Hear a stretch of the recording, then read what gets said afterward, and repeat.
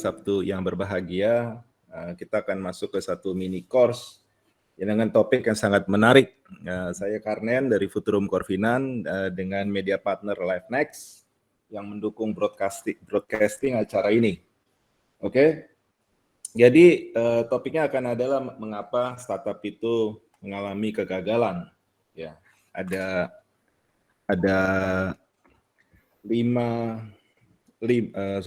Jadi kalau kita lihat di sini kita mencoba untuk menjawab tengah-tengah antusiasme. Kalau saya baca beritanya ada sekitar 2000 plus ya startup saat ini yang ada di Indonesia. Tapi perlu kita waspadai bahwa di tengah-tengah antusiasme membangun ekosistem startup ini kita juga perlu memberikan satu insight kepada para entrepreneur bahwa tingkat kegagalan daripada startup juga cukup tinggi. Oke, saya menyelesaikan satu buku yaitu yang ditulis oleh Profesor Tom Eisenmenger dari Harvard Business School yang juga memberikan ada 6 pola terkait dengan kegagalan suatu startup. Dan saya ingin sharing melalui mini course ini. Semoga bermanfaat bagi entrepreneur startup yang sudah masuk dalam ekosistem startup ataupun yang baru akan masuk ke ekosistem startup. Sehingga bisa memberikan mereka suatu pengetahuan, persiapan juga untuk bisa menghindari hal-hal yang bisa mengakibatkan satu startup itu mengalami kegagalan. Walaupun memiliki konsep yang sangat bagus sekali. Dan kita lihat sini ada agenda yang akan kita bahas, yaitu kita akan membicarakan joki atau horse-nya, kemudian ada early stage dan scaling phase. Biasanya tingkat mortality-nya makin ke bawah itu makin waktu Anda masuk dari early stage ke scaling, tentu mortality rate-nya akan lebih rendah. Oke, karena di sini Anda sudah memiliki resources yang mumpuni. Tetapi walaupun ada di dalam scaling phase atau di late stage daripada itu tidak menjamin bahwa Anda tidak mengalami kegagalan. Nanti kita lihat satu case di mana ada startup yang sudah cukup besar sekali, yang sudah memasuki unicorn, bahkan juga akhirnya gagal. Oke, di sebelah kanan adalah saya memberikan 4 gambar di sini. Ini juga mengingatkan bahwa tidak ada jaminan ya, walaupun dibangun oleh founder yang sangat karismatik. Contohnya Quibi ya, Quibi ini adalah dia ingin compete dengan seperti streaming apps seperti Netflix ataupun juga social apps yang kita ketahui saat ini TikTok.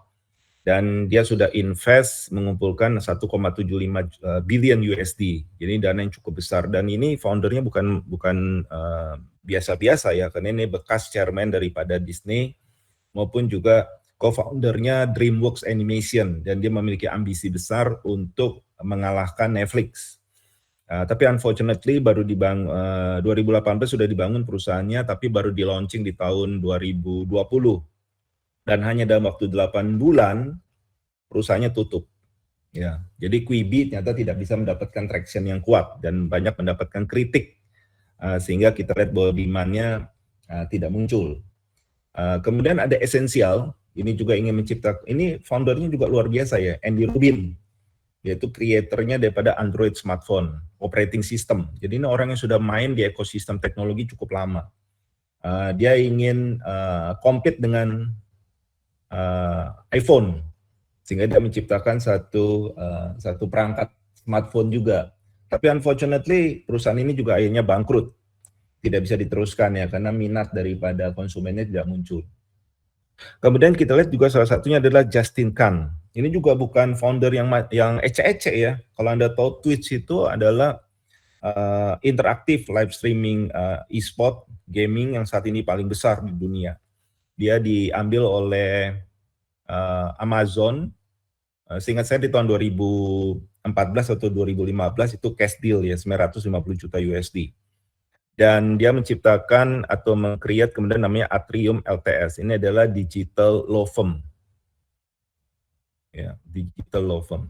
Tapi sudah didirikan oleh Justin Kan, ternyata juga perusahaan ini ditutup.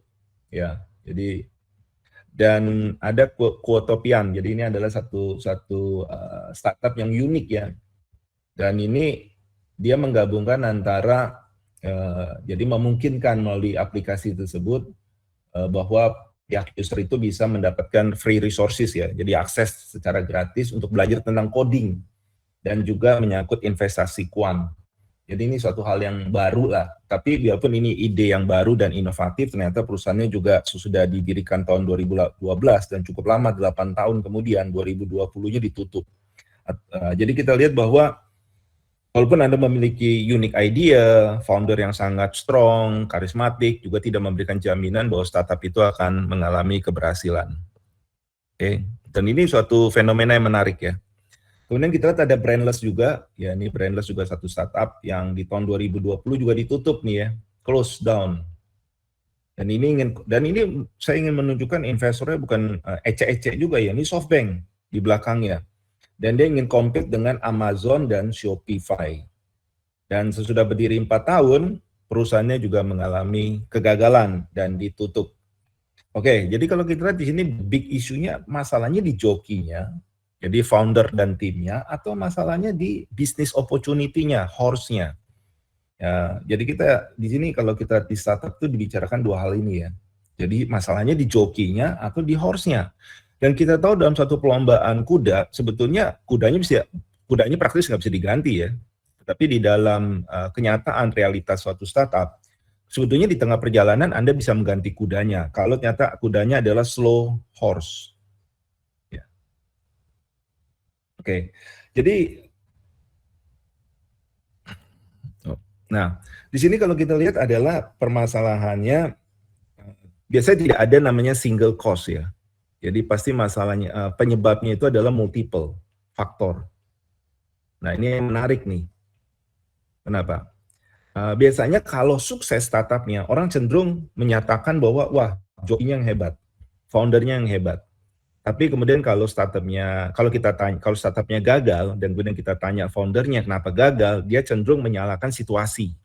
Jadi kalau kita lihat bahwa di sini ada masalah attribution, ya. Jadi kalau bagus itu ke foundernya, tapi kalau jelek disebutkan sebagai situasional. Ya, situasional. Jadi biasanya kalau kita tanya foundernya, dia cenderung tidak mau menyalahkan dirinya atau timnya, tapi oh iya karena masalah situasi yang tidak mendukung, sehingga startup itu tidak berlangsung dengan baik. Oke, jadi kita lihat di sini, dan ini tidak hanya kita bicara masalah founder yang baru first time founder ya, artinya baru membangun suatu venture, tapi juga terjadi di serial entrepreneur. Jadi mereka yang sudah berhasil tadi kita tunjukkan sebelumnya. Ini adalah sebenarnya founder-founder yang sudah berhasil di sebelumnya, tapi mengapa di entrepreneurship atau di startup berikutnya mereka kok tidak berhasil? Dan memang kita lihat pola ini ternyata juga tidak selalu terkait dengan foundernya. Ada banyak faktor, seperti tadi saya sebutkan adalah multiple faktor. Dan kita akan coba menggali pola-pola tersebut, ya, sehingga kita bisa lebih bijak membaca mengapa suatu startup bisa mengalami kegagalan. Jadi kadang-kadang tidak hanya semata-mata di level jokinya saja. Oke. Dan kalau kita lihat di dalam dunia startup, ada yang namanya rule-nya 90-10%. Oke. Mungkin yang agak mengagetkan Anda ya, bahwa ternyata startup itu 90% akan mengalami kegagalan. Dan ini juga sudah ditulis oleh Neil Patel di Forbes.com, bahwa 90% daripada startup yang dibangun itu akan gagal. Akan tidak bisa terus ke level scale up maupun juga unicorn. Dan ini sangat mengkhawatirkan ya, kalau memang kita 90% ini terkonfirmasi, ya berarti sebetulnya 90% pada bisnis startup yang kita lihat dan dibangun pada akhirnya tidak akan kemana-mana. Dan hanya akan 10% saja yang bisa masuk ke level berikutnya. Dan memang makin tinggi, pada waktu Anda sudah masuk di scale up, ya ini lebih bagus lagi, karena sebetulnya tingkat kegagalannya turun. Kemungkinan berhasilnya 25%. Ya. Dan kita lihat bahwa ini memang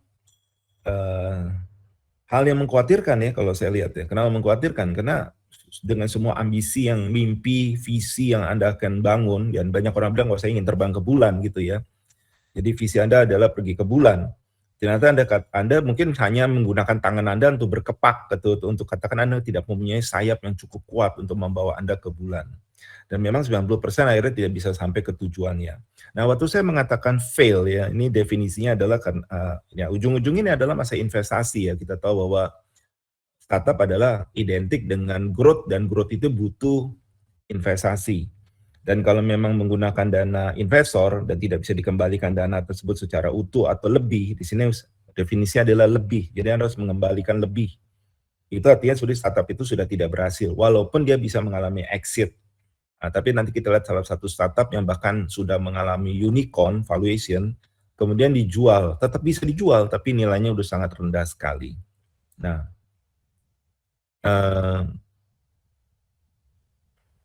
oke, di sini kita lihat bahwa salah satu contoh Segway ya, saya kasih contoh juga Segway yang sangat menarik. Ini Dean Kamen namanya.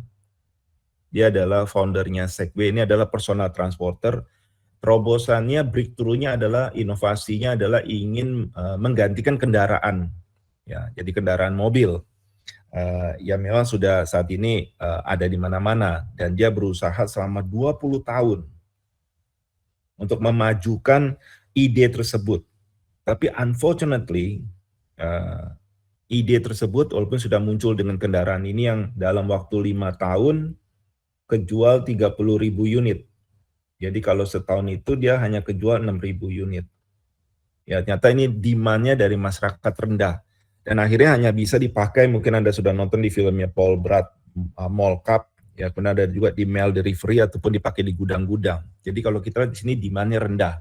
Dan akhirnya unfortunately di bulan Juni 2020 ditutup Segway. Jadi mungkin Anda sudah tidak lihat Segway ini lagi karena bisnisnya sudah di shutdown. Kalau kita lihat di sini memang ini aneh ya, karena ini sebetulnya orang-orang yang sangat visional. Dan Kamen sendiri itu pemegang paten yang banyak sekali di US. Dan dia mendapatkan banyak medal juga ya, penghargaan dari pemerintah. Ya, karena dengan ciptaannya, inovasinya. Tapi unfortunately when he's going to the market, ternyata market tidak memiliki strong respon. Jadi market itu tidak memberikan respon yang cukup kuat. Padahal sebenarnya idenya itu sangat bagus sekali. Kita lihat di sini mereka dibangun oleh founder-founder yang bright, committed lah ya. Jadi biasanya memiliki visi yang kuat, kemudian juga orangnya tekun, ya punya pengalaman di industri, punya pengetahuan yang baik, dan juga mungkin pernah membangun tim, karena mereka bisa jadi merupakan bukan entrepreneur yang pertama kali, tapi sudah merupakan entrepreneur yang serial. Mereka juga mungkin sudah punya playbook ya bagaimana satu startup itu bisa sukses. Ya mungkin kalau Anda punya waktu, Anda harus baca bukunya Eric Ries, yaitu Lean Startup. Itu satu pedoman juga yang harus Anda baca, wajib Anda baca, membangun satu startup. Kemudian dia juga sudah bisa melihatnya ada gap ya di market nih, ada suatu kebutuhan di konsumen yang belum bisa dipenuhi ya. Misalnya kayak Segway kan tentu ini suatu ide yang sangat inovatif ya. Tentu tidak mungkin tidak banyak orang juga di negara maju yang mampu beli kendaraan. Sehingga bagaimana Anda bisa mentransport dari satu tempat ke tempat lain dengan kecepatan yang baik gitu ya. Sepeda tentu memiliki keterbatasan. Dan mereka berusaha menciptakan suatu produk yang differentiated. Dan ini tidak mudah ditiru juga ya, untuk diduplikat juga tidak mudah, karena dia menggunakan teknologi. Mereka memiliki bisnis model yang baik, dan ada advisor-nya juga, dan mencari karyawan-karyawan yang juga punya pengalaman di bidang teknologi. Tapi unfortunately, dengan semua hal yang bagus ini, kenapa perusahaannya bankrupt? Nah, ini yang menjadi big question yang harus kita jawab ya. Ya ini memang suatu hal yang tadi saya bilang 10% ini ternyata terjadi di dunia startup. Oke. Dan kalau kita lihat di sini ini CB Insight ya, itu ada analisa 20 alasan kenapa suatu startup itu gagal, itu menarik sekali ya. 42% itu justru katanya tidak ada market. Jadi market tidak membutuhkan produk itu sebetulnya. Ya, how come ya, kok bisa gitu ya? Artinya, padahal kalau kita lihat mereka mungkin sudah menggunakan pendekatan lean startup ya, artinya berusaha melakukan riset dan sebagainya. Tapi at the end of the day, masyarakat tidak merespon. Dan kemudian 30%, hampir 30% itu mengatakan bahwa startupnya kehabisan uang. Jadi pada waktu mereka mengerjakan opportunity ini, kemudian tidak ada support lagi cash-nya. Jadi their burn rate is very high, dan kemudian sumurnya kering. Dan kemudian juga 23% tidak punya tim yang baik, dan kemudian adalah masalah kompetisi 19%, dan terakhir adalah masalah pricing atau cost-nya. Jadi ini menyangkut willingness to buy dan willingness to pay. Jadi konsumen mungkin mau beli tapi tidak dengan harga yang bisa memberikan suatu keuntungan margin yang sehat bagi startup tersebut. Jadi kalau kita lihat banyak aplikasi atau apps di sana yang juga melakukan flash sales ya awalnya ya. Tapi flash sales itu kemudian harganya bahkan jual di bawah cost-nya. Dan kalau kita lihat di sini, penyebabnya jadi banyak ya. Jadi ini juga mengkonfirmasi bahwa kegagalan satu startup itu adalah multifaktor. Bisa dari jokinya, bisa juga dari jokinya berarti menyangkut tim, manajemen timnya, dan juga foundernya.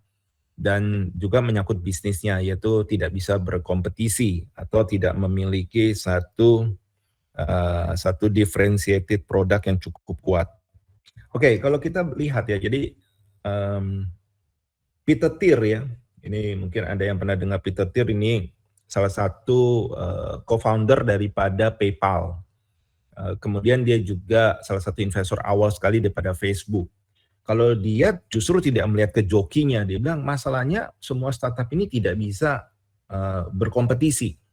Jadi memang kalau kita lihat tadi, kalau kita kembali ke sini, memang dia get out compete yaitu 19%.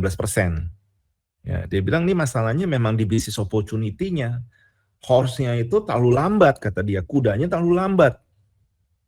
Dan akibat terlalu lambat, ya berarti kompetisi akan mengalahkan dia. Kemudian kalau Paul Graham ini juga salah satu co-founder daripada Accelerator Y Combinator yang sangat terkenal. Dia juga mengatakan problemnya bukan di jokinya ya, tapi problemnya produk yang dibikin itu tidak diinginkan konsumen. Ya. Jadi kalau kita lihat kembali ke sini 42% ini. Ya, Anda bikin produk yang memang konsumennya nggak ada gitu atau tidak memiliki respon yang sangat bagus. Ya, jadi kalau kita lihat di sini permasalahannya apakah kita menyalahkan jokinya atau kudanya. Jadi kalau kita lihat memang ujung-ujungnya ya, Anda butuh jokinya, joki yang skillful, yang sangat berpengalaman, yang sangat taktis, tapi juga Anda butuh fast horse. Ya kudanya juga harus cepat. Ya, hanya dengan gabungan itu bisa membawa startup itu masuk ke level unicorn. Jadi jokinya sangat berpengalaman, jokinya sangat punya keterampilan, tapi juga kudanya harus cepat.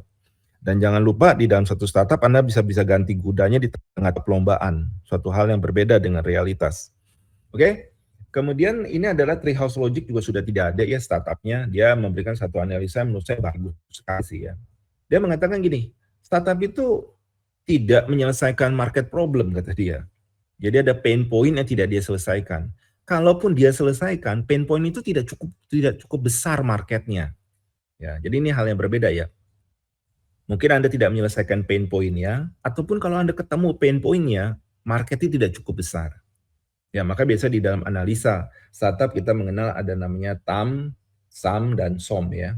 Mungkin teman-teman sudah tahu hal itu. Jadi yang mana bisa di-address, mana yang bisa di-achieve, dan mana bisa di-service. Karena ini meng-assess daripada atau size up daripada marketnya cukup besar atau tidak. Dan dia mengatakan juga bahwa banyak juga startup yang mungkin bisa menyelesaikan masalah tersebut, tapi tidak memiliki teknologi atau bisnis model untuk masuk ke level scale. Ya, ini scale. Jadi memang kalau kita ini scale juga menjadi suatu tantangan juga. Jadi banyak startup yang hanya berhenti di early stage, tapi tidak bisa masuk ke arena scale. Karena scale ini kita akan bicara masalah scope dan juga masalah speed.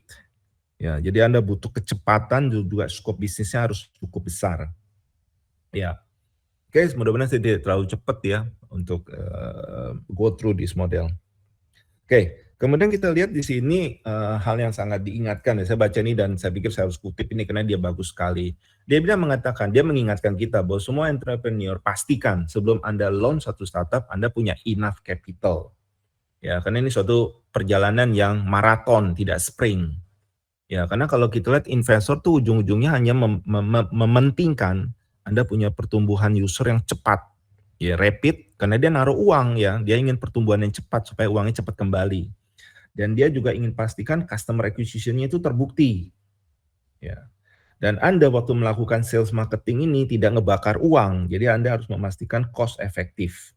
Ya, kita tahu kalau memang cuma ngebakar uang dalam tanda kutip ya, karena banyak a lot of people doesn't agree. Dia bilang ini mah bukan bakar uang, ini investasi. Oke, tapi problemnya bukan itu. Apakah channel Anda cost efektif atau tidak untuk mencapai? Kalau enggak nanti customer acquisition cost Anda akan naik.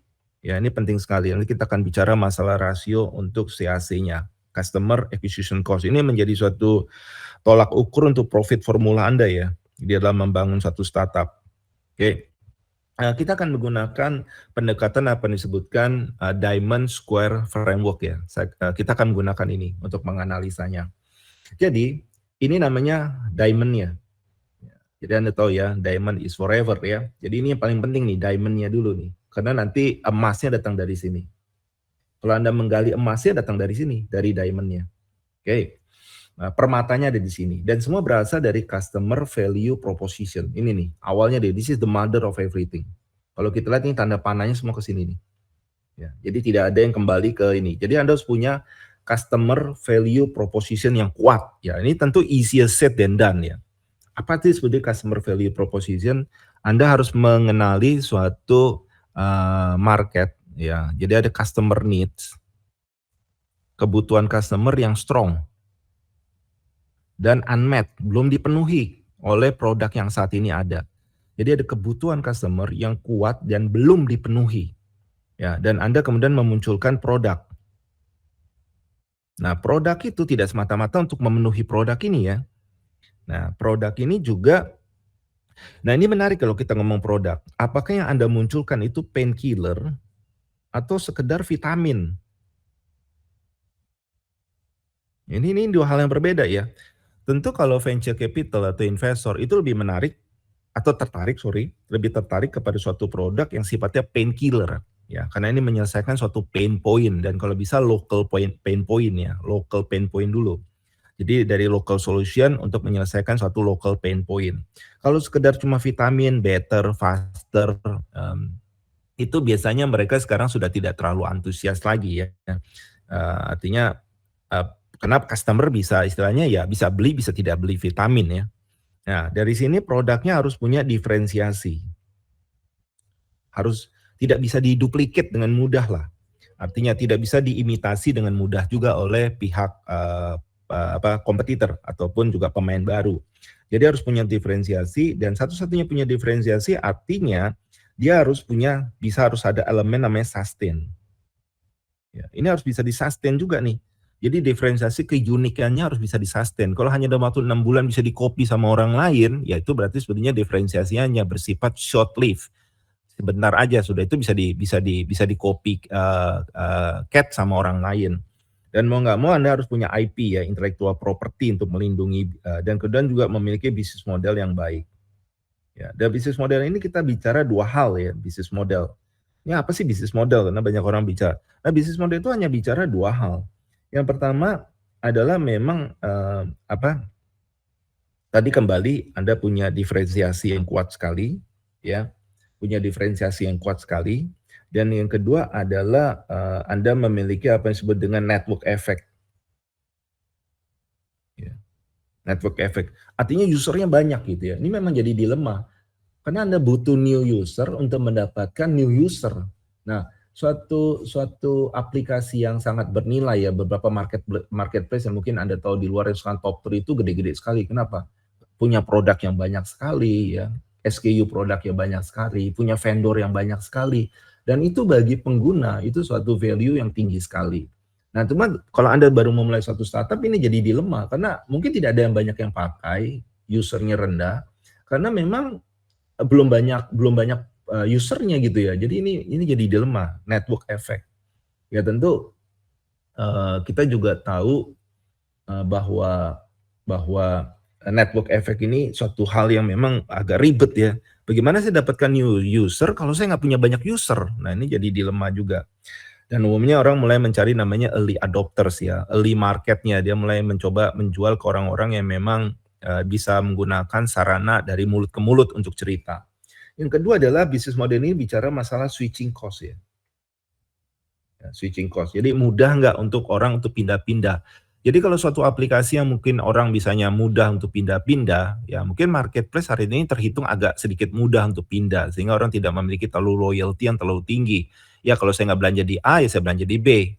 Nggak ada isunya, karena tinggal saya klik-klik aja, saya tetap mendapatkan produk yang sama. Dan memang ini jadi isu yang besar kalau nyata suppliernya sama juga gitu ya. Kita tahu di Indonesia supplier yang sama tuh jual di banyak marketplace juga. Dan ini menjadi tantangan. untuk bisnis model Anda apakah bisa sustain atau tidak. Tapi banyak orang yang sekarang mengandalkan kepada network effect, yang penting user-nya banyak sekali, karena kalau user-nya banyak, orang lebih tertarik untuk menggunakan aplikasi tersebut secara terus-terusan. Oke? Nah, saya mulai masuk ke 6 pola di mana suatu startup bisa mengalami kegagalan. Pola yang pertama adalah memang idenya bagus, ya, tapi problemnya Anda tidak mendapatkan 3 unsur ini yang cukup kuat, termasuk foundernya juga. Oke. Ada 4 elemen yang tidak hadir di sana secara kuat. Istilahnya di sini teman-temannya salah gitulah, sehingga tidak bisa bisnisnya berlanjut secara cepat. Jadi kalau Anda tahu startup adalah bicara growth, ya. Anda mungkin bisa bikin barbershop ya, tapi kalau cuma 1, 2 aja sebetulnya itu tidak bisa Anda klaim diri Anda startup, karena dia harus identik dengan growth yang cepat. Tapi growth yang cepat ini risky ya, dan mengapa kemudian 90% gagal. Nah itu sebetulnya ceritanya seperti itu aja. Growth adalah risky. Banyak orang bicara, wah ini pertumbuhan perusahaannya besar, tapi hati-hati. Growth yang tinggi itu biasanya juga makan modal kerja yang tinggi. Dan banyak permasalahan yang juga nanti kita akan bicara di slide-slide berikutnya. Makanya hanya bisa 10% yang sukses. Yang pertama adalah foundernya, dan Anda harus pastikan di dalam tim Anda ada hacker, hipster, hustler. Apa itu beda? Apa bedanya? Hacker itu adalah orang yang fokus di IT atau teknologinya, ya. Jadi ini hacker nih orang yang memang awalnya tuh computer geeks ya kita nyebutnya, orang nerd yang sangat fokus kepada teknologinya. Dan kemudian Anda butuh hipster, orang yang bisa dari teknologi muncul jadi produk. Ya ini produk yang bisa masuk ke market. Ya jadi hacker masuk ke hipster. Anda butuh ya, product management itu tidak mudah ya kalau Anda mulai main di aplikasi. Kemudian hustler. Hustler ini adalah orang yang woro-woro nyebutnya, orang yang komersial, orang yang marketing. Anda harus punya nih. Dan biasanya banyak yang bilang, bisa nggak kalau single founder untuk mengerjakan tiga-tiganya ini? Wah, nggak ada jaminan ya. Tapi dengan perjalanan waktu Anda harus mulai ngerekrut orang-orang ini. Intinya begitu. Sehingga akan lebih bagus kalau Anda memang memiliki beberapa co-founder yang memang kuat, yang bisa mengisi gap ini. Jadi kalau Anda memang kuat di produk, ya Anda harus cari orang yang kuat di marketing atau komersial. Pada akhirnya tidak ada namanya viral marketing strategi. Ya, jadi kalau Anda memang mau bikin satu produk yang kemudian, oke, nanti ini viral sendiri, yang penting produknya saya bikin dulu ke market. Forget that lah, saya pikir. Akan too risky. Ya, dan biasanya investor juga udah semakin cermat dan akan berhati-hati kalau mendengar hal ini. Karena they don't believe this model juga. Kemudian biasanya juga founder itu kalau dia masuk dalam industri yang baru, dia lack of industry experience. Ya, jadi biasanya dia tidak memiliki pengalaman yang cukup bagus. Ini jadi masalah juga gimana ngerekrut timnya Anda kalau Anda tidak experience. Biasanya juga tidak memiliki network yang kuat di industri tersebut sehingga dia mengalami kesulitan juga untuk mengembangkan timnya. Dan ini jadi problem ya. Mungkin dia seorang yang berpengalaman tapi bisa jadi juga belum tentu memiliki kapasitas. Nah ini juga kita bicara apakah kamu bisa masukin kapasitas untuk scale up this business. Ini membutuhkan biasanya experience yang sangat deep, functional. Biasanya kita udah mulai bicara dari generalis menjadi spesialis. Dan biasanya kalau Anda bekerja dengan beberapa co-founder, ya ini pertanyaan siapa bosnya nih. Karena banyak sekali kadang-kadang strategic decision nggak bisa diambil secara tim. Karena butuh kecepatan dan ini sering mengakibatkan konflik kalau kemudian Anda bekerja dengan co-founder yang praktis teman Anda sendiri. Jadi memang akan baiknya dari awal Anda mulai bicara siapa bosnya. Kemudian timnya ya, ini masalahnya Anda ngerekrut orang itu for attitude atau for skill. Ya, karena biasanya kalau attitude itu bisa lebih royalis, lebih percaya kepada mimpi Anda, visi Anda. Dan ini adalah masalahnya Anda memang kalau awal-awal membangun tim yang memang lebih Anda fokuskan kepada attitude-nya, bukan skill-nya. Ya. Karena yang Anda butuhkan adalah generalis dulu dan bukan seorang spesialis. Dan umumnya tim-tim yang Anda bentuk ini dalam perjalanan waktu menjadi problem ya, karena biasanya orangnya kurang fleksibel lah, dia hanya mau mengerjakan 1-2 hal saja, padahal Anda sedang struggling, bootstrap, kemudian juga timnya bisa jadi Anda mengangkut orang-orang yang datang dari industri yang memang sudah terbiasa dengan hanya yes boss, ngikutin SOP, prosedur, manual, textbook, forget the rest. Jadi mereka kurang inisiatif dan ini jadi masalah juga kalau Anda membangun satu startup. Kemudian masalah investornya ini juga problem. Belum tentu investornya misalnya cocok dengan Anda, tidak punya networking, tidak memberikan nilai tambah kepada startup Anda. Jadi pastikan pada waktu Anda membangun satu startup, karena gini, kalau Anda pada waktu membangun satu startup itu kadang-kadang ya udahlah yang penting dapat founder dulu, dapat investor dulu deh. Aku nggak peduli, yang penting uangnya masuk dulu ke cashnya kita sehingga kita bisa jalankan produk ini.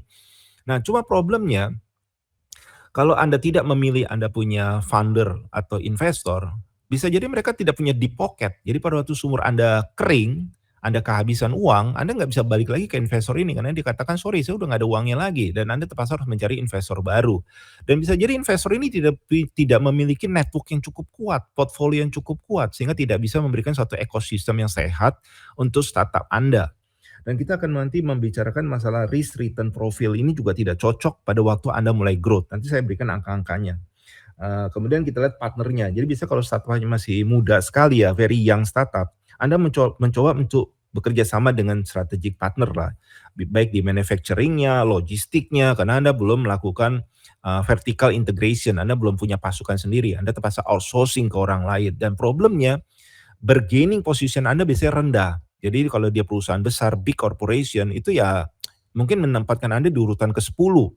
Jadi Anda tidak mendapatkan quality produk yang baik, mungkin juga lambat delivery-nya dan sebagainya. Jadi ini kalau kita lihat semua 4 faktor ini bisa mengakibatkan bisnis startup Anda kemudian not going anywhere. Dan ini adalah pola yang pertama, terjadi hubungan yang dysfunctional, tidak berjalan dengan baik.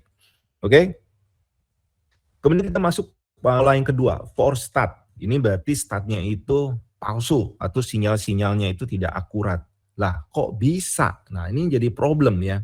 Dan kita tahu banyakkan daripada kembali ke sini, startup itu umumnya banyak dibikin oleh orang yang hacker dan hipster. Jadi mereka punya produk, mereka punya teknologi. Dan orang-orang ini sangat cenderung langsung loncat bikin MVP. Ya. Minimum viable minimum viable product untuk mendapatkan respon dari konsumen. Nah, pada waktu mereka sudah membuat MVP, ya ini kan berarti udah ngabisin waktu, ngabisin uang nih, ya. Karena harus membangun suatu produk nih ya. Dan kemudian gak ada demand-nya rendah, tidak ada strong respon dari konsumen, dari market. Nah, di sini yang kemudian kita lihat startnya aja dari awal udah salah. Kalau Anda bikin mousetrap, ya seperti jebakan tikus itu nyata ya biasa-biasa aja, nggak superior, nggak lebih baik daripada yang sudah ada di market. Dan kemudian jangan berpikir ya bahwa Anda bisa ngebangun sesuatu kemudian orang akan datang. Jadi ini salah satu fallacy ya, kita lihat ini satu orang suka berpikir udahlah saya bangun dulu aja nanti orang datang sendiri. Nah, don't expect that comes. Ya. Jadi kalau kita lihat di sini, problem dengan false start ini adalah Anda bikin wrong product. Ya. Jadi produknya itu salah, tidak bisa memenuhi kebutuhan konsumen. Ya. Jadi Anda bisa bikin suatu produk yang kemudian produknya itu tidak diinginkan oleh konsumen. Nah, jangan lupa MVP ini adalah suatu pekerjaan engineering ya. Nah, harusnya kalau menurut bukunya Lean Startup, sebelum Anda bikin MVP, ya Anda harus melakukan deep customer research. Saya jadi teringat kepada salah satu partner di venture capital di dalam salah satu event yang saya datangi, di mana dia mengatakan untuk mengetahui suatu startup itu berhasil atau tidak, dia bilang harus awalnya melakukan deep research, dia bilang harus melakukan riset yang sangat kuat sekali dan berkali-kali untuk mengkonfirmasi apakah market itu cukup strong enough respon dan demand-nya. Dan saya kembali teringat kepada ucapan tersebut ya, karena waktu di dalam double diamond design model, dia mengingatkan bahwa Anda harus punya problem definisi dan solution development. Dan di sini diverse ya, bikin sebanyak mungkin kayak kue lapis nih. Ya, dia punya problem dengan melakukan banyak sekali interview lah, fokus group, user testing, dan Anda belum mengembangkan MVP pada saat itu. Dan dari problem yang Anda mulai kembangkan itu, Anda mulai memilih mungkin top 3 atau top 2 problem yang akan Anda resolve. Dan di sini bisa melakukan banyak analisa. Dan pada saat itu mulai mengembangkan solusinya. Jadi sudah ada top 1 atau 2 problem, Anda kemudian mencari solusinya. Anda kembangkan diverse dulu, kembangkan apa aja nih solusinya. Sehingga Anda bisa mulai mengerucut menjadi satu solusi yang Anda bawa ke market. Dan pada saat itulah baru ada MVP. Nah, Anda surprise mungkin ya, karena Anda lihat bahwa ternyata untuk MVP itu Anda tidak bisa langsung jump ke MVP. Ya. Dan itu bisa jadi Anda sudah menghabiskan resources tersebut. Jangan lupa, force start adalah identik dengan wrong product, sehingga konsumen tidak membutuhkan produk tersebut. Dan kemudian pola yang ketiga adalah force positive. Dan ini artinya bisa, kok bisa ya false positif ya? Jadi di sini adalah wrong customer. Wrong customer. Jadi customer yang salah. Anda bikin produk, kemudian Anda jual ke customer yang salah. Ya, bisa memenuhi kebutuhan customer yang salah. Karena bisa memenuhi kebutuhan customer yang salah, mereka biasanya tidak terlalu antusias. Oke, journey-nya akan seperti begini. Saya mungkin harus menggunakan Smart Note untuk menjelaskan ini.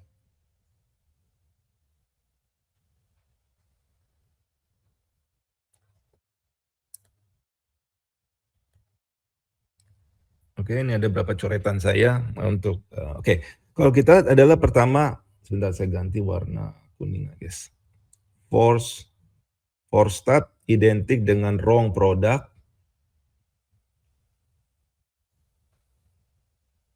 Sedangkan force positif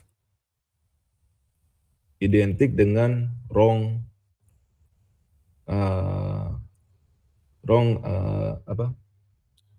tadi adalah wrong product, sedangkan di sini adalah Anda bikin wrong konsumen atau wrong user. Ya, jadi Anda bisa satu produk yang kemudian Anda jual ke konsumen yang salah. Oke, journey-nya akan seperti begini. Oke, nah waktu pertama kali ngebangun suatu di sini ada optimisme yang berlebihan ya. Jadi kalau kita lihat di sini ada excessive optimism. Ya. Jadi ini problemnya adalah Anda punya optimisme yang terlalu berlebihan terhadap market demand-nya. Jadi Anda seperti tadi saya lihat gambarnya tuh ikan paus ya, dia wah ini kayaknya big opportunity nih, bakal besar banget ini demand-nya. Ayo, let's do it this. Nah, itu Anda mengerjakan hal ini dari awal. Ya, jadi kalau kita lihat di sini pertama adalah Anda biasanya mencoba ya, Anda punya produk, ya kemudian produk itu Anda pasarkan ke early adopters. Ya, ini adalah early market ya. Market awal sekali, dan kemudian biasanya responnya bagus tuh. Ada strong respon, positif responnya. Positif. Dan karena positif, Anda menjadi excited, senang. Waduh, ini kayaknya produknya bisa diterima oleh konsumen. Nah, kemudian Anda mulai apa yang saya sebutkan sebagai happy ears. Oh, ini mungkin ya, Anda senang. Wah, ini kan berarti Anda tuh hanya ingin mendengar, wah kalau Anda bilang, wah belum tentu nih bisa sukses kalau dibawa ke mainstream customer. Mainstream market. Tapi Anda tidak mau dengar ini, karena lihat, wah nggak mungkin lah. Kalau aku lihat dari sinyal-sinyal awalnya ini positif banget, sebabnya dari early adopter semua bilang this is a very good product gitu. Nah, bagaimana kita tidak mengatakan kita tidak bisa bawa ini ke level yang lebih tinggi lagi, ya kan? Oke, jadi kalau kita lihat pada saat itu Anda akan melakukan ekstrapolasi demand. Jadi Anda akan, wah ini kayak membayangkan demand-nya di mainstream market itu akan besar sekali. Dan Anda kemudian melakukan marketing. Ya, jangan lupa nih, pada waktu di early adopter sini itu kebanyakan adalah word of mouth. Ya, dari mulut ke mulut tuh, orang cerita, wah ini produknya bagus, aplikasinya bagus. Sehingga biasanya startup tidak melakukan, atau little investment. Jadi investmentnya nggak besar-besar banget. Dan karena nggak besar-besar banget, Anda jadi semangat. Dan kemudian Anda masuk mulai ke mainstream market. Dan mau nggak mau Anda harus melakukan marketing ke mainstream market. Dan yang menjadi problem dengan mainstream market adalah kemudian Anda melihat, wah responnya low. Responnya rendah, tidak sekuat seperti early market. Dan karena responnya rendah, bisa jadi memang produk value proposition Anda itu nggak sekuat seperti di early adopters. Jadi early adopters itu lebih appreciate produk Anda, tapi di mainstream market tidak begitu menghargai produk Anda. Dan karena dia tidak terlalu menghargai produk Anda, atau tidak terlalu appealing lah, bahasa Inggrisnya Anda tidak terlalu appealing terhadap mainstream market, berarti Anda kemudian harus melakukan pivot ya, karena harus cepat-cepat ganti produknya nih. Karena kelihatannya mainstream user tidak terlalu responnya bagus. Anda harus pivot produk itu. Nah, cuma problemnya kalau pivot membutuhkan waktu, membutuhkan uang juga. Dan belum tentu waktu Anda bisa bikin satu pivot produk itu bisa diterima juga oleh mainstream market. Dan ini yang terjadi memang. Akhirnya karena Anda tidak bisa sukses di mainstream market, demand-nya low, dan akhirnya startup-nya tidak bisa menjadi kemana-mana juga. Nah, jangan lupa ya, jadi pivot itu tidak mudah. Walaupun banyak orang yang bilang bahwa, wah Anda bisa ganti kuda di tengah perlombaan ya. Tapi dalam kenyataan tidak begitu mudah karena membutuhkan waktu dan juga membutuhkan dan bisa jadi juga membakar resources Anda yang sudah ada. Dan biasanya early adopter juga tidak terlalu suka ya karena dia merasa waduh kayak ditinggalkan nih karena tiba-tiba aplikasi ini lebih move ke mainstream market. Tapi mainstream market juga tidak welcome ya dan Anda membutuhkan waktu untuk desain websitenya, kemudian juga untuk back end dan front end-nya dan ini semua membutuhkan waktu. Oke, apakah ini bisa terjadi dalam kehidupan nyata? Dan ini sudah terjadi ya, jangan lupa. False positive adalah hal karena Anda menggunakan happy ears. Anda hanya ingin mendengar apa yang Anda ingin dengar saja. Oke, saya kembali ke sini. Jadi early success itu mendorong Anda untuk expansion cepat gitu ya dan switching cost dan Anda belum ngecek switching cost ya tadi sudah bicara. Kalau switching cost-nya kemudian Anda masuk ke mainstream market dan orang mudah pindah-pindah aplikasi, sebetulnya ini tidak memberikan jaminan Anda akan sukses di mainstream market. Kemudian early adopters dan akibatnya LTV dan CAC rasio Anda akan tinggi. Karena harus keep burning the money untuk maintain a mainstream market. Nanti saya akan bicara masalah perhitungan daripada LTV CAC rasio ini sangat penting sekali rasionya Anda harus perhatikan. Oke, jadi Anda memiliki opportunity yang besar, ikan paus, tapi justru ikan paus itu menenggelamkan Anda. Oke. Dan ini terjadi di salah satu pet care ya, ini aplikasi di Boston base ya. Case-nya sangat menarik sekali. Itu dibangun oleh founder dan kemudian jadi konsepnya sederhana ya, ada satu aplikasi di mana memungkinkan orang untuk mendapatkan pemeliharaan hewan ya. Dan dia waktu itu mulai dari satu kota, mungkin dia berdiri tahun 2015, kemudian ditutup di tahun 2018. Jadi hanya dalam 3 tahun tutup. Nah ini ceritanya kan begini nih, ini adalah false positive. Jadi sinyal dari yang pertamanya adalah sebetulnya tidak cukup kuat, tapi dia keburu melakukan ekspansi. Oke.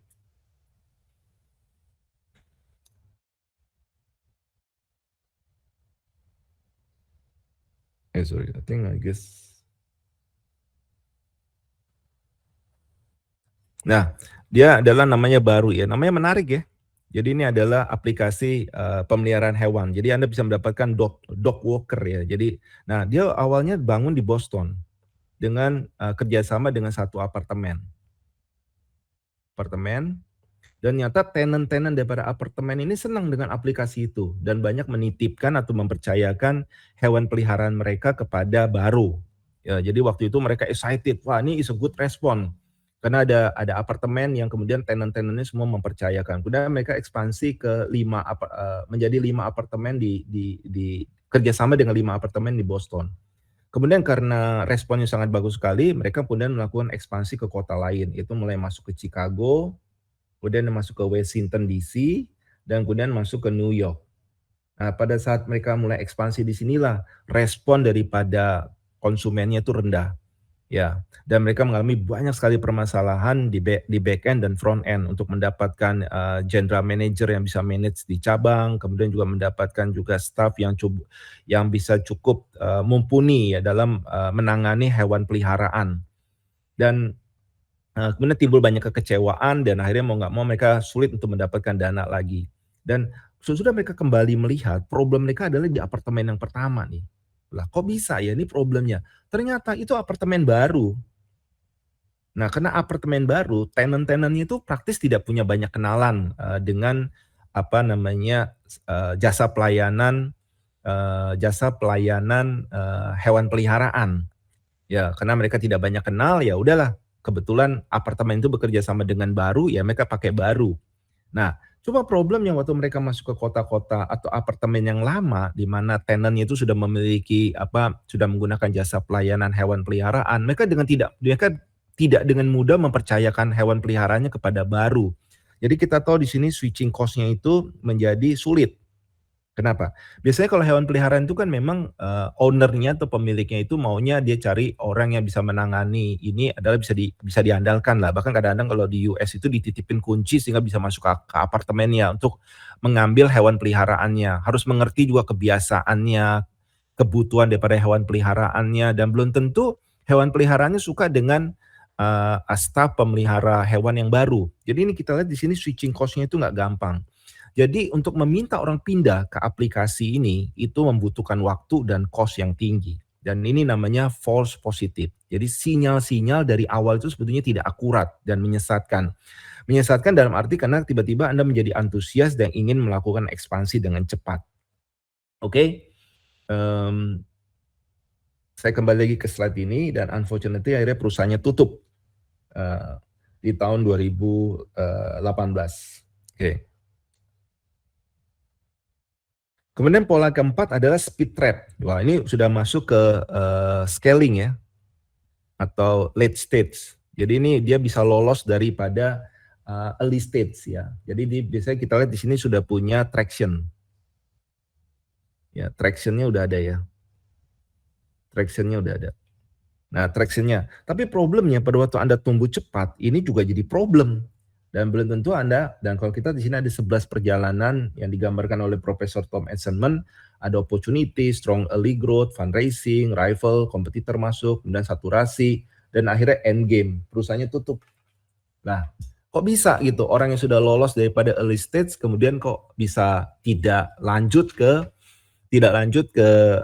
lebih jauh, dan karena kecepatan itu justru yang kill them. Aneh kan ya, jadi kecepatan itu justru waktu Anda ngerem itu yang justru membuat bisnis itu menjadi mati. Oke.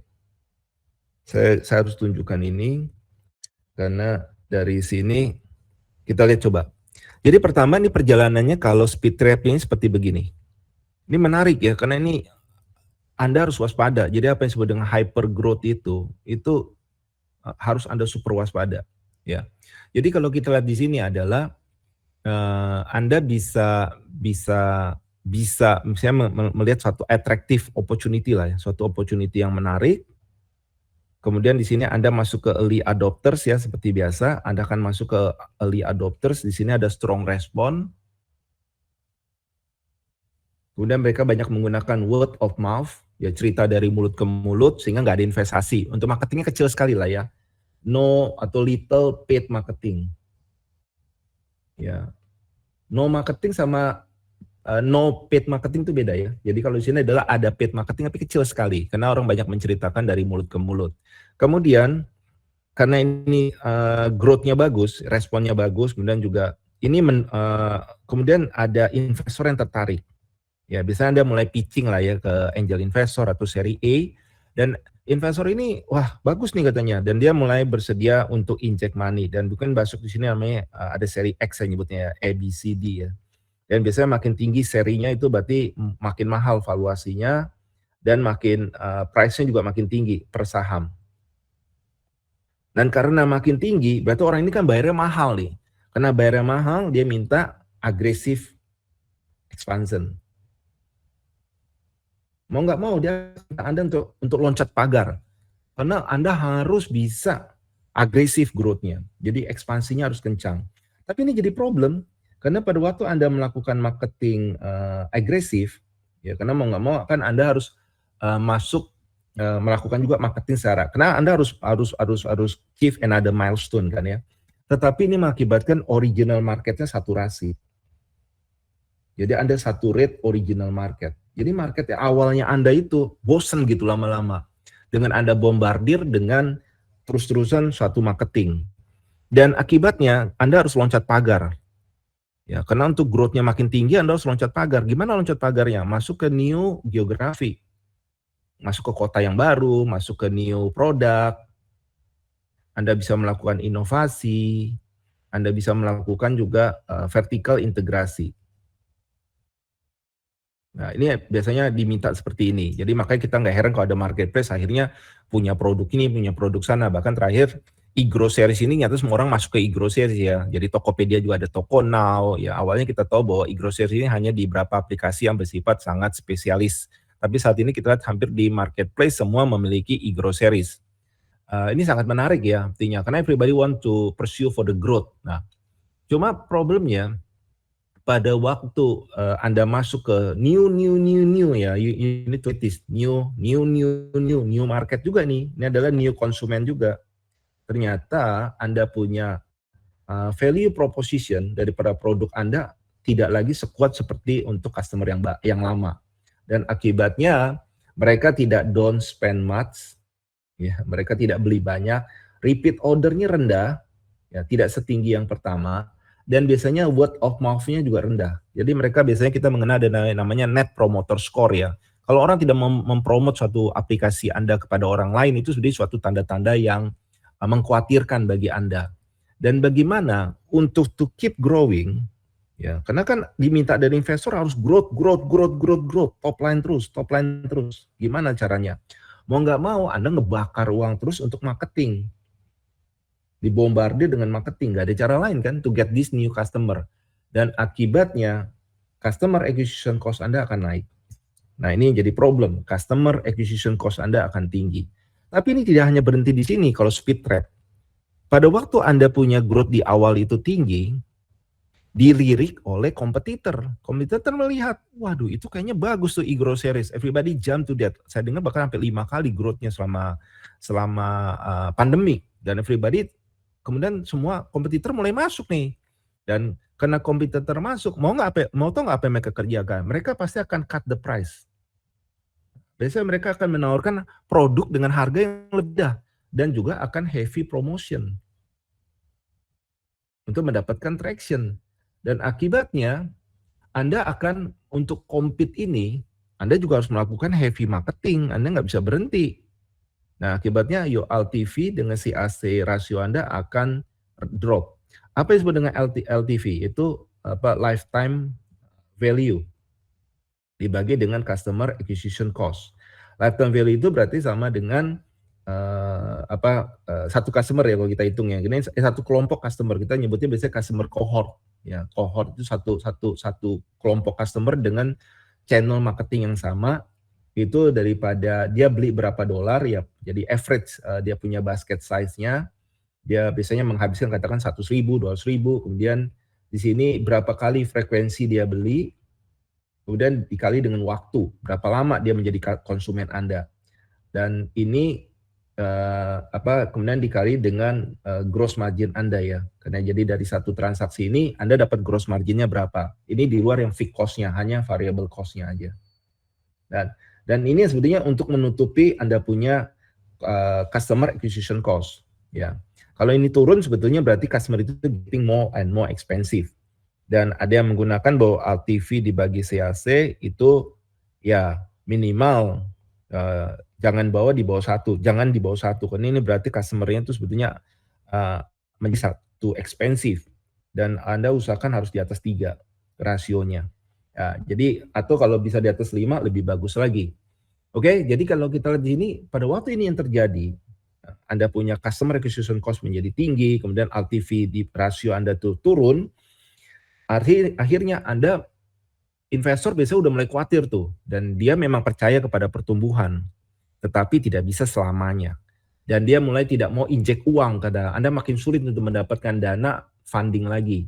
Dan mau nggak mau Anda harus ngerem. Ya, karena Anda ngerem, ya speed trap nih ya, Anda harus ngerem. Ini berarti slow growth. Pertumbuhannya turun ya, karena Anda ngerem, dan kemudian juga Anda mungkin bisa survive, ya, tapi valuasi Anda drop. Dan ini drop sekali. Dan apa ini terjadi? Terjadi kalau kita lihat ini, case-nya ada di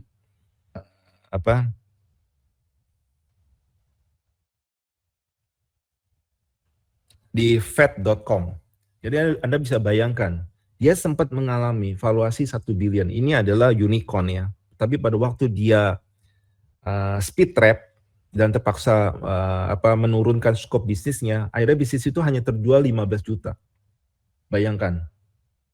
turunnya itu dalam sekali. Dan ini terjadi, dia termasuk dalam case speed trap. Ya, jadi pertumbuhan yang cepat itu kalau Anda ngeremnya tidak bagus, ya your valuasi lebih down. Dan kita lihat di sini ada namanya, ini juga salah satu tanda-tanda saturasi ya, Anda harus perhatikan, ini penting sekali. Kalau misalnya customer Anda yang pindah dari free ke paid dalam waktu, ini Februari, kemudian ini Agustus ya, hanya dalam waktu 6 bulan, perhatikan di sini. Yang konversi 7,8%, tapi dalam waktu 6 bulan yang konversi hanya 5%. Bisa jadi market ini udah mengalami saturasi dan Anda harus mewaspadai tersebut untuk mengecek lebih dalam dan memikirkan apa yang harus dikerjakan next ya. Jadi kalau kita lihat ini speed trap ya. Kemudian ada lagi help wanted. Jadi ini adalah pattern kelima ya. Di sini yang menarik adalah kalau tadi kita lihat di dalam pola yang keempat ya. Pola yang keempat adalah market product fit-nya itu waktu Anda melakukan ekspansi itu turun. Ya, jadi konsumen yang baru tidak merasa produk yang Anda tawarkan lebih menarik daripada yang dilihat oleh konsumen yang awal atau yang earlier adoption. Dan kalau help wanted ini adalah mungkin Anda bisa sustain, jadi Anda, wah ya waktu saya mendapatkan new customer, saya bisa sustain market product fit atau product market fit. Saya bisa sustain, dapetin terus new customer gitu ya. Dan untuk itu Anda butuh funding. Ya. To keep the growing ya. Jadi to keep growing ya, to keep hyper growth growing. Ya. Dan waktu Anda misalnya mengalami ini, mau nggak mau Anda mencari funding, dan problemnya dengan funding seperti yang Anda lihat di sini adalah dibutuhkan waktu. Dan bisa jadi pada waktu Anda mulai mencari funding itu venture capital sudah tidak melihat industri Anda seksi. Jadi Anda kehilangan momentum. Dan kalau kehilangan momentum ya berarti Anda perlu menunggu untuk beberapa waktu, dan menunggu ini bisa berbulan-bulan atau bertahun-tahun, tapi bisa jadi sumur Anda sudah habis. Dan kita melihat banyak juga case startup yang punya kena kehabisan dana, mau nggak mau dia tutup startupnya. Dan kalau kita lihat dari datanya Karta.com itu bisa hampir 2 tahun untuk melakukan funding raise. Jadi ini artinya Anda harus harus memiliki accurate cash flow projection ya. Karena ini penting sekali untuk maintain cash flow Anda. Jadi jangan sampai Anda run out of cash. Ya, ini penting sekali. Dan kemudian ada masalah juga di waktu Anda mulai besar, itu Anda punya problem di gaps senior management ya. Karena kalau pada waktu orang yang makin banyak, ribuan orang yang ada di operation, di marketing, di finance, di sales, di engineering, dan Anda butuh senior management yang cukup spesialis, yang memang punya deep experience, sehingga jangan sampai dia bisa memanage ini. Karena ini sebetulnya kita sudah membutuhkan orang yang bisa management skill-nya cukup tinggi. Karena kalau tidak, itu bisa akhirnya melenceng strateginya, cost-nya mulai meledak, dan juga tidak terbentuk kultur yang kuat. Ya. Jadi saya selalu bilang bahwa pada waktu bisnis masuk ke large scale itu ada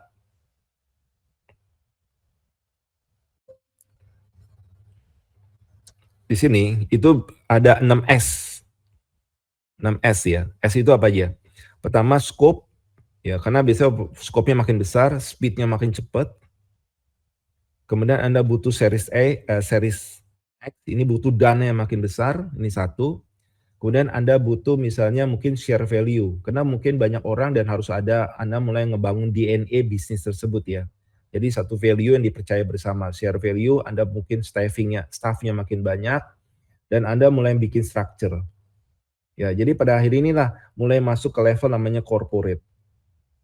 Jadi mulai terbentuk kultur corporate, dan kalau Anda tidak bisa maintain daripada 6S ini, bisnis startup Anda mengalami masalah ya. Oke. Kemudian saya pikir ini oke. Then I guess kita masuk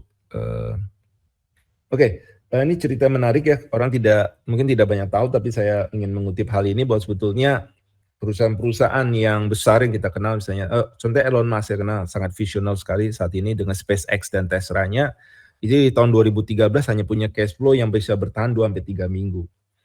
1-2 minggu ya. Dan apakah ini laki saya tidak tahu, tapi saya sudah bilang kita tidak bisa menggunakan case ini. Artinya pada akhirnya Anda harus punya enough capital untuk maintain Anda ke next step. Ya. Oke, terakhir adalah yang pattern ke-6 ini sangat menarik, ya, cascading miracle. Ini biasanya dibangun oleh orang-orang yang karismatik ya, ambisinya besar. Dia ingin terbang ke bulan dan punya visi-visi ingin change the world. Dan untuk itu biasanya mereka belum memiliki traction yang kuat, tapi biasanya foundernya itu orang yang sangat karismatik sehingga orang percaya gitu, lalu mempercayakan uangnya kepada founder tersebut walaupun belum memiliki traction yang kuat. Dan dia bisa mengumpulkan juga orang-orang yang mendukung visi dia untuk dikerjakan bersama-sama walaupun orang itu karena dia tertarik kepada visi tersebut, change the world, ya. Dan untuk mengerjakan itu mau nggak mau misalnya nanti kita akan lihat salah satu case yaitu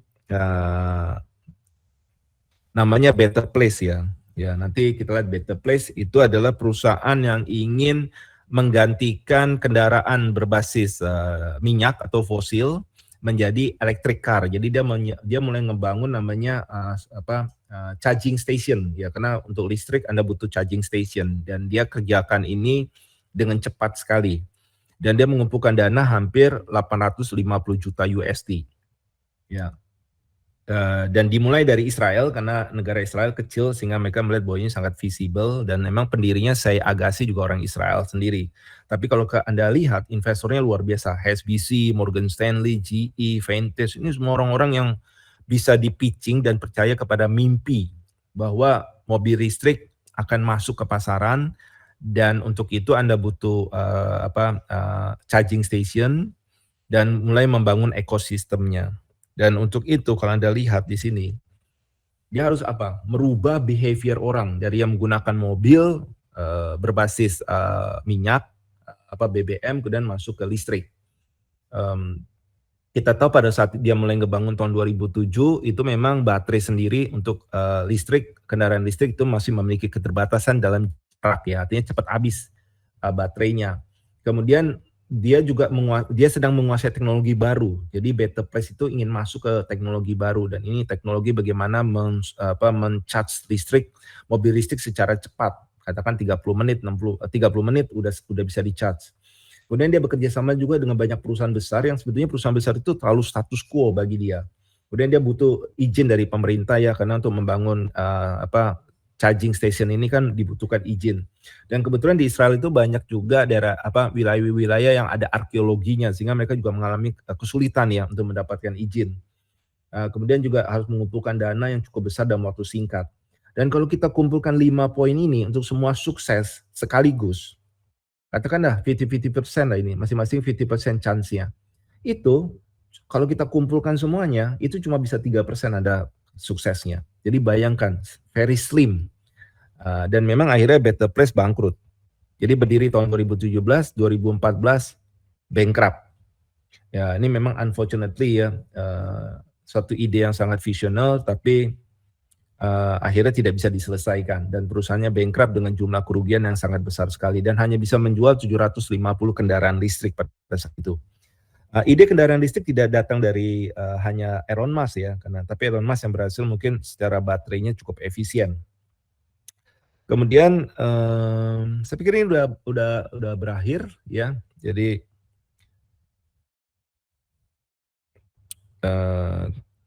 oke, ada satu slide yang ingin saya ceritakan sebelum saya akhirin ini.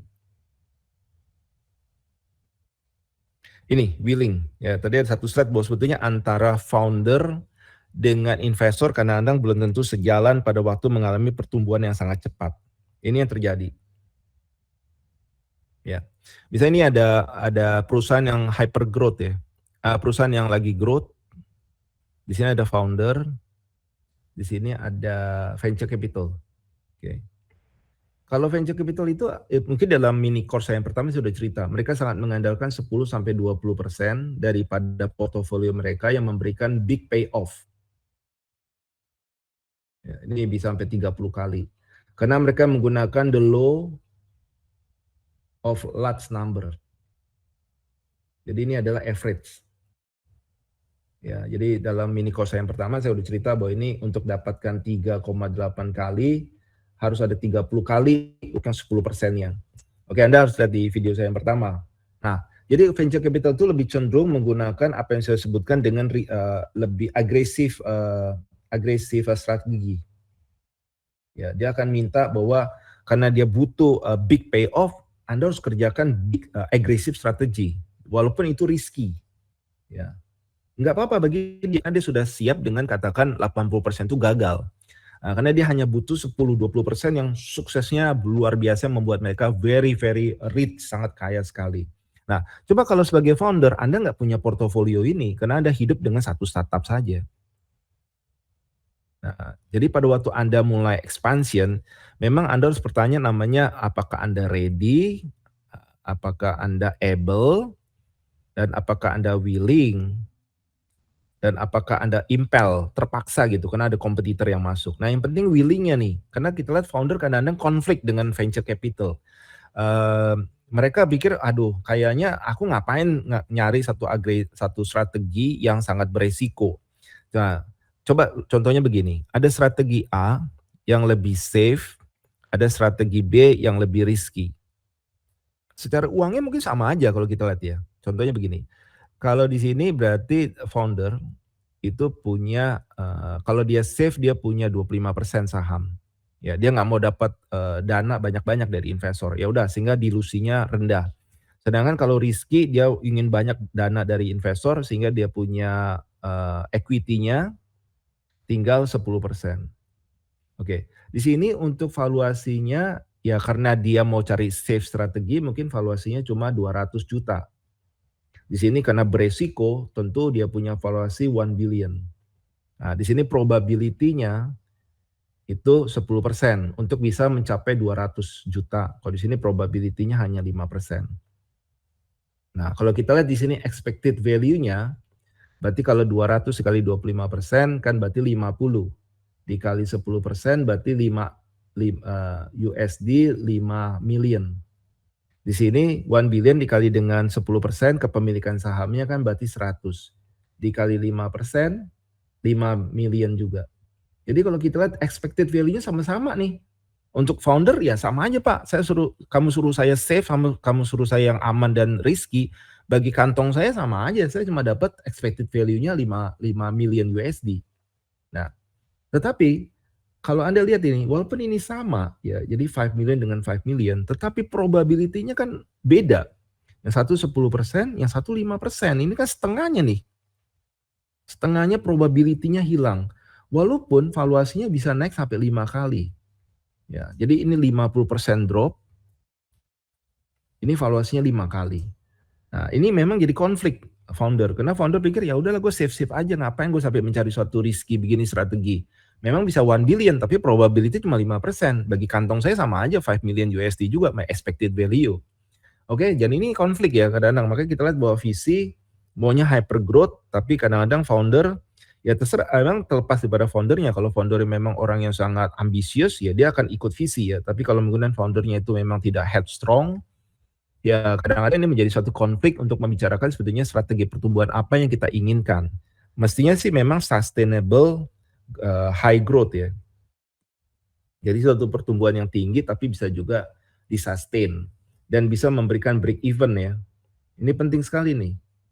Ya. Jadi break even point-nya itu penting dalam satu. Saya pikir kemarin saya baca satu berita bahwa Grab sedang mengalami kerugian juga hampir 50 triliun. Tetapi dia juga sudah memiliki jalur untuk menuju ke break even point. Saya pikir itu beritanya sangat bagus sekali karena dia juga membicarakan masalah break even point-nya. Jadi hampir semua startup harus membicarakan break even point-nya. Oke. I guess my time is up.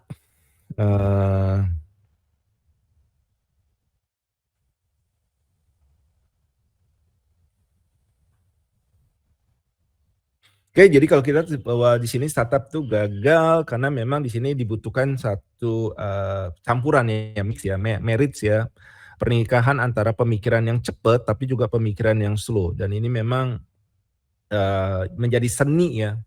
Bagaimana Anda bisa berpikir cepat tapi juga berpikir lambat sehingga prudent. Ya.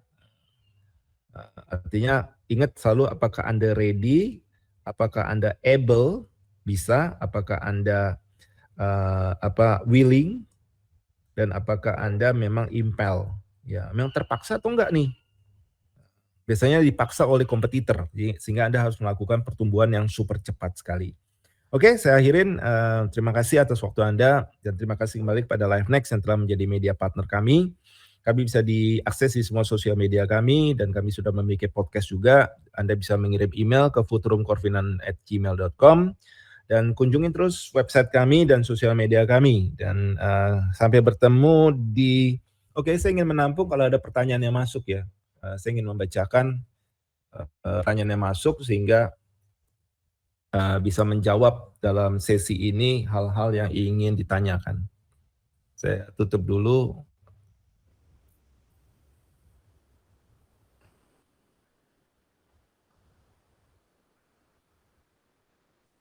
Oke, apakah ada pertanyaan yang masuk di pagi hari ini?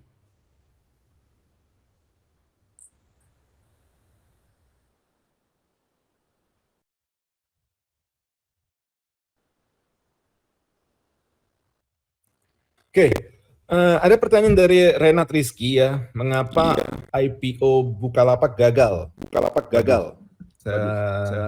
Apakah kegagalan Bukalapak ini sebelum IPO? Wah, ini menarik nih ya. Ya memang Bukalapak pertama kali ya, ekosistem, saya menyebut dia platform ekosistem yang sudah masuk ke market. Dan kita harus welcome, dan sebagai satu bangsa Indonesia kita harus mendukung ini ya, karena semakin banyak ekosistem startup yang masuk ke bursa, ini memberikan suatu katalis juga ya untuk startup yang lain untuk masuk, dan kita menunggu waktu untuk masuk di next step-nya.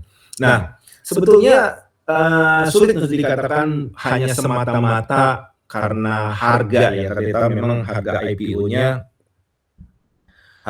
IPO-nya ya turun ya dibandingkan dengan waktu dia IPO pertama kali. Tapi istilah gagal ini harus kita cermati ya, terlepas apapun hasilnya saat ini, kita harus melihat begini. Saya mencoba netral ya untuk ngomong soal Bukalapak. Saya tidak mengendorse beliau, tidak mengendorse Bukalapak juga. Saya tidak memiliki hubungan afiliasi dengan Bukalapak. Tetapi saya ingin mengatakan bahwa begini, kita harus melihat Bukalapak ini dalam konteks jangka panjang. Yang pertama adalah dia sudah memiliki ekosistem, itu yang penting dulu. Suatu platform yang bagus adalah memiliki ekosistem. Itu paling penting, saya bilang teman-teman, ya harus punya ekosistem. Dan Bukalapak sudah memiliki ekosistem yang cukup lengkap. Walaupun revenue-nya cuma 1,6 T, ya, tetapi Anda jangan lupa, perputaran uangnya di dalam Bukalapak itu hampir saya baca 85 T. Bayangkan tuh, total payment value yang ada, perputaran uang, berarti itu di dalam ekosistemnya besar sekali. Dan mitra Bukalapak sendiri itu sudah mungkin kurang lebih sepertiga kontribusinya terhadap bisnis perputaran uang ada di dalam Bukalapak. Dan kita lihat bahwa mereka juga sedang berusaha untuk mendapatkan path to profitability. Dan terakhir mereka bekerja sama juga dengan CT Corp dan kemudian mengembangkan juga Alofresh. Ya saya pikir kita harus memberikan waktu ya kepada Bukalapak, dan kalau dilihat apakah ada perusahaan startup yang untung ya atau Anda masuk sebesar Bukalapak. Sebenarnya kalau kita lihat case-case di dunia ya sudah untung semua ya. Google awalnya startup, Amazon awalnya startup, Alibaba awalnya startup, tapi hari ini mereka sudah untung semua.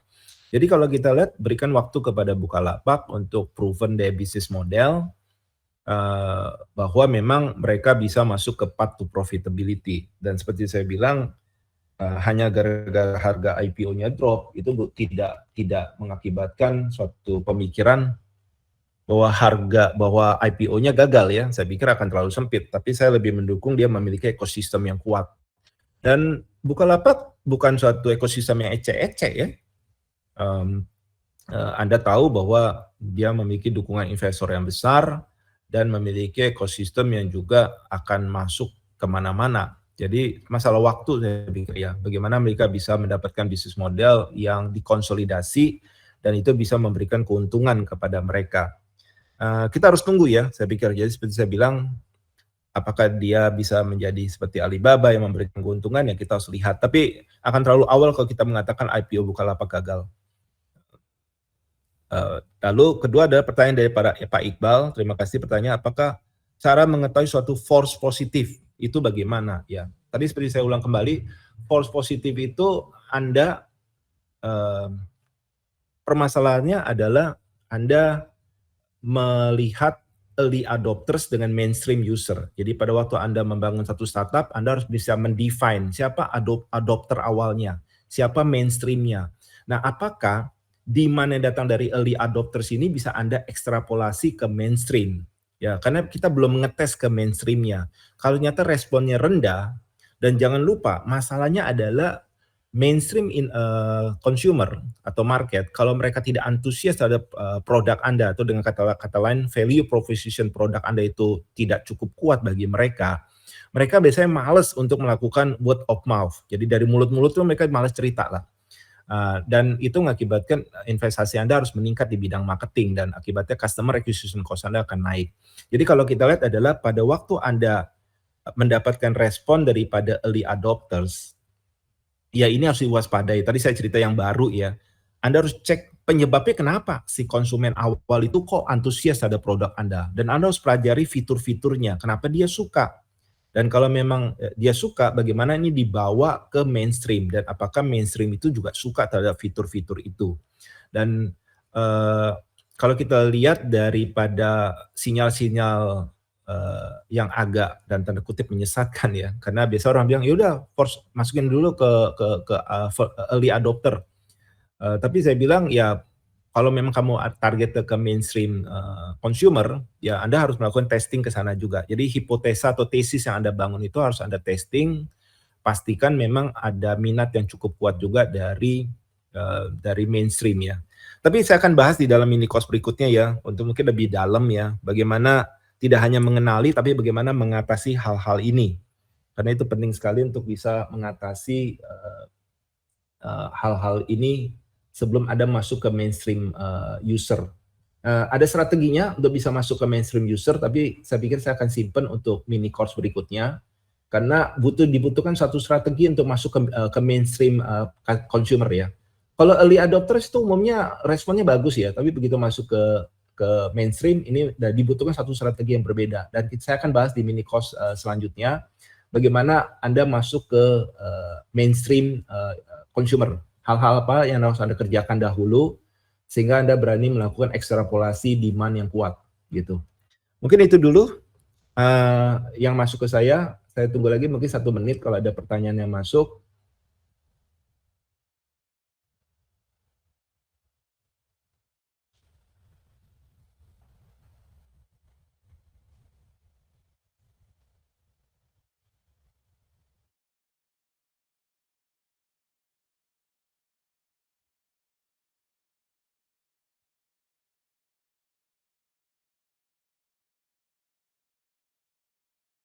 Ya, dia pastikan tadi untuk menjawab pertanyaan Pak Iqbal juga pastikan jangan lupa jangan sampai Anda memasang happy ears ya. Jadi Anda hanya ingin memasang telinga mendengar yang bagus aja. Jadi kalau satu startup itu Anda harus siap dengan respon yang artinya jangan pasang saya sebutnya happy ears dan happy eyes ya. Jadi matanya hanya ingin lihat yang bagus aja, telinganya hanya ingin mendengar yang baik-baik saja. Dan itu bisa menjadi jebakan Anda pada waktu Anda masuk ke mainstream consumer. Oke, kalau tidak ada pertanyaan lagi, saya pikir saya akhiri di pagi hari ini session ini, dan saya sangat berterima kasih Anda menyempatkan waktu di hari Sabtu, dan tunggu lagi di 2 minggu kemudian mini course ini ada kemungkinan saya ingin membahas pitch deck ya, karena pitch deck menurut saya penting sekali untuk satu startup, karena pada waktunya Anda memang harus berhadapan dengan investor. Dan intinya Anda harus menyiapkan satu pitch deck yang cukup appealing, cukup kuat sehingga mereka bisa melihat bisnis model Anda juga dan tertarik untuk inject money in your startup untuk funding the next growth ya. Jadi harus ada traction yang kuat di situ. Oke, terima kasih dan ikutin terus kami di sosial media. Selamat pagi dan happy Saturday.